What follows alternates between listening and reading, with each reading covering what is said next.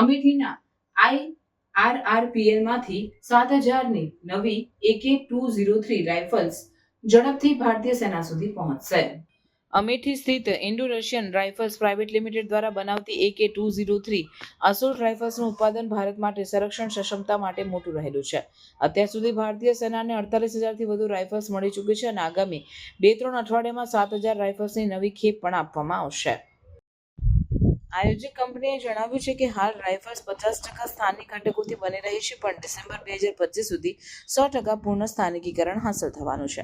ત્યારબાદ પ્રતિ મહિને 12,000 રાઇફલ્સનું ઉત્પાદન થશે અને વર્ષમાં 1.5 લાખથી વધારે રાઇફલ્સના સમાવેશ સાથે ખરીદ ઓર્ડર સમયમર્યાદા કરતાં લગભગ 2 વર્ષની આગળ પંચી સાથે ડિસેમ્બર 2030 સુધીમાં સંપૂર્ણ ડિલિવરી થશે. AK-203 રાઇફલ્સ ભારતીય સેના માટે મુખ્ય હથિયાર તરીકે ખુલશે. એના દરેક પીસ માટે લગભગ 50 અલગ ભાગો અને 180 સબ પાર્ટ્સ છે તથા ત્યારબાદના દરેક પડ માટે ખાસ ચોકસાઈના 120 જેટલા સ્ટેપ્સ પસાર થવા પડશે. શક્તિશાળી કર્ડ શિક્કાવર એની એડવાન્સ વર્ઝન હોવા સાથે આ રાઇફલ્સની સર્વિસ લાઈફ 15,000 રાઉન્ડ છે, જે એને વિશિષ્ટ ઘટકોમાં મૂકે છે.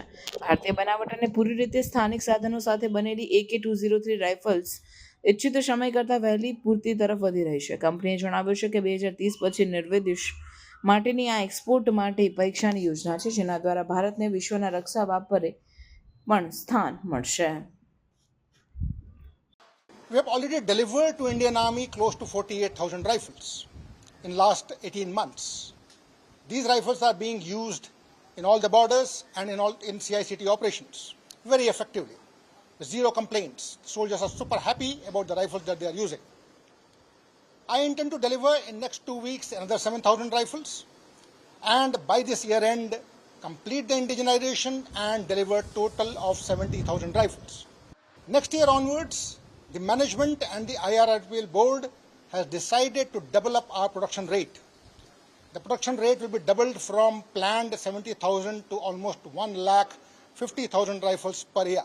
So with that plan, I intend to deliver 6 lakh rifles to Indian Army by mid of 2030, and yet keep some rifles with us for sale to other prospective buyers and for exports.